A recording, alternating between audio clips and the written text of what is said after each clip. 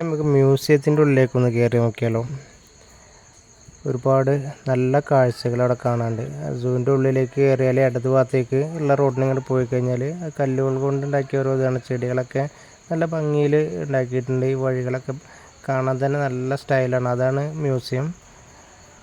നല്ല സ്റ്റെപ്പുകൾ ഇങ്ങനെ കയറി കഴിഞ്ഞാൽ നല്ലൊരു കുളം ഉണ്ട് അവിടെ ഫ്രണ്ടിൽ തന്നെ. ഒരു ഗാർഡനിൽ ഉള്ളൊരു കുളം. നല്ല ഭംഗിയുണ്ട്. നല്ല സ്റ്റൈലായിട്ട് അതിനൊരു തൂണിതൊക്കെ കൊടുത്ത് നല്ല സ്റ്റൈലായിട്ടുണ്ട്. ഒരു പഴയ കൊട്ടാരം ആണിത്. അതിൻ്റെ വർക്കുകളൊക്കെ വളരെ ഭംഗിയാണ്. പുറത്തുനിന്ന് കാണാൻ തന്നെ നല്ല സ്റ്റൈലാണ്. അതിൻ്റെ ഇടത് ഭാഗത്തേക്ക് കുറച്ച് നടന്നു പോയാൽ ഇത് ബാക്ക് സൈഡിലാണ് ടിക്കറ്റ് കൊടുക്കുന്ന ഏരിയ. ഇവിടെ നിന്നാണ് ടിക്കറ്റ് എടുക്കേണ്ടത്.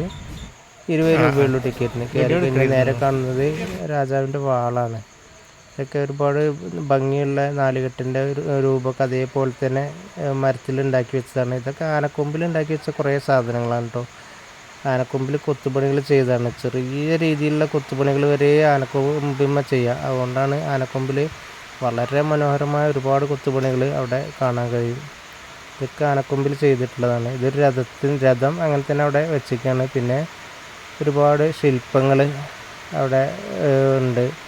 കല്ലുകളിൽ ചെയ്തതും ഒക്കെ ആയിട്ട് ഒരുപാട് ശില്പങ്ങളുണ്ട്. ഇവിടുന്ന് വീഡിയോസ് എടുക്കാൻ അനുമതിയില്ല. അതുകൊണ്ടാണ് ഒക്കെ ഫോട്ടോസായിട്ട് എടുത്തുകൊണ്ട് ഞാൻ ഇതിൽ ആഡ് ചെയ്തിട്ടുള്ളത്.